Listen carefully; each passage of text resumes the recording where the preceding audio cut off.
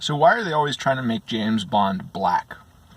Or why are they always trying to insert extraneous diversity into historical period pieces or Western folklore or Western mythology? And you see this all the time now in Hollywood. In every kind of movie or television or anything, you always have this extraneous diversity that's being inserted into inappropriate contexts. Why would you want to do that? Well, one reason why you would want to do that is if you want to erase any memory or any recollection or any record of there ever being a time before diversity. So how can you criticize something that you can't conceive of an alternative to? That's one reason. Another reason is because these stories, whether they be fiction, pop culture, or whether they be, more than pop culture, let's say folklore, or mythology, or history, is if you can insert diversity into it, you can reduce people's identification with it. And our culture constitutes a form of shared property. It's something that we share in common. It's something that, we can build an identity around, we can build a community around. It constitutes a set of shared signals and, shared references that we can make to a common body of mythology or history or folklore. Just as an example, during the Battle of the Bulge, the Germans sent their best English speakers dressed as American soldiers behind American lines. And one of the ways that these infiltrators were identified was through their lack of knowledge of baseball trivia. When soldiers were meeting each other under various circumstances, they would start chit-chatting about baseball trivia. And, the ones who didn't know what they were talking about were instantly suspect. So that's a shared body of signals that defines an in-group and demarcates an out-group. And you can build a culture around shared signals. You can build a nation around shared signals. Or, those things don't define a nation, but they can be used to identify and demarcate a nation. And they're an essential part of a nation. So, if you can disrupt that identification that people have with certain things, certain cultural tropes, certain cultural references, if you can prevent people from identifying with those, then you can disrupt the culture, you can disrupt that nation. And that's a big part of what they're doing with this extraneous diversity being inserted into everything left, right, and center. They're trying to deprive white people of a common body of mythology, folklore, of history that we can refer to define ourselves as white and not something else. And so if they can disrupt the identification of the individual with that culture or with that national, let's say mythology, history, folklore, then they can disrupt the culture, they can disrupt the nation. And that's what they're all about. These people are Marxists. They have an agenda. They have a Marxist agenda, global socialism. And so all of these little insidious attacks that they make, these little insidious cultural critiques and cultural subversions that they make, are in furtherance of that agenda and in service of that agenda. They were stymied in the last century. They failed to make headway in the last century in pushing global socialism in Western nations. Global socialism never attracted more than low single-digit support in any Western, let's say, nuclear family nation.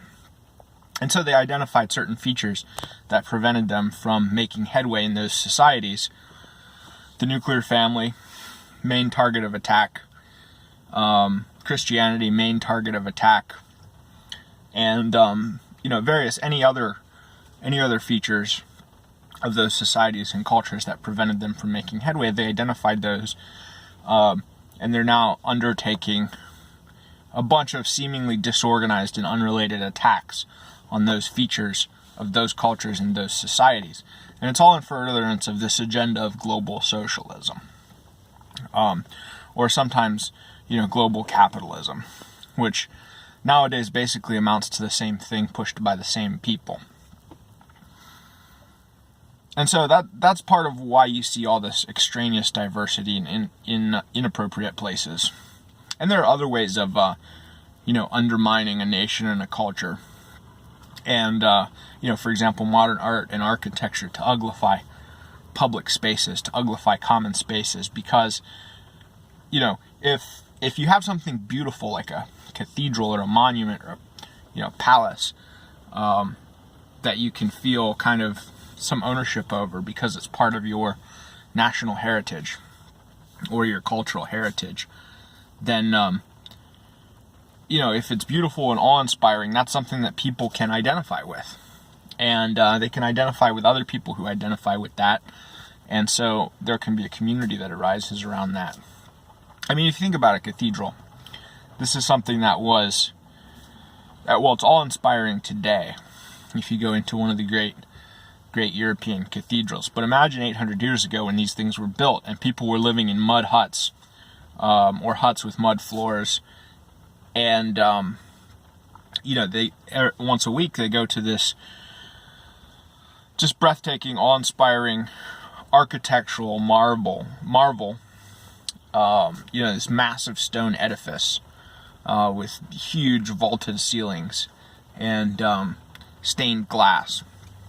And, it must have been breathtaking. It must have been even more breathtaking for them than it is for us. And so that's something that people can feel grateful for having inherited. And it's something that they can value and that they'll defend. And they'll identify with, and they'll identify with other people who identify with that. And they'll value it and defend it and maintain it together.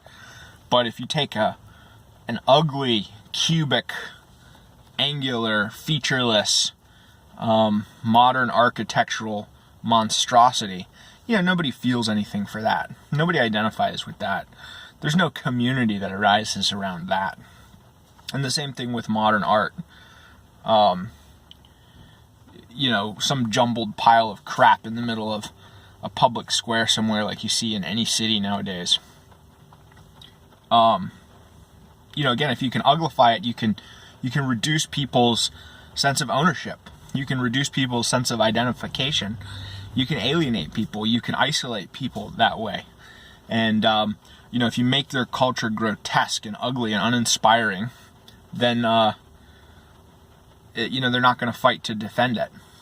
And that's why the enemies of our societies and our cultures and our nations do those kind of things.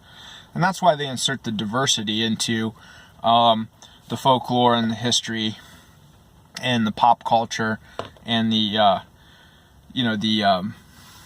high culture. They insert that diversity into it so we can't identify with it. So we can't value it. So we can't feel possessive of it. So we don't want to protect it. So we don't want to identify with other people that identify with it, because other people have the same challenge identifying with it that we do. And so it's a form of disruption, it's a form of subversion, and that's why they do it.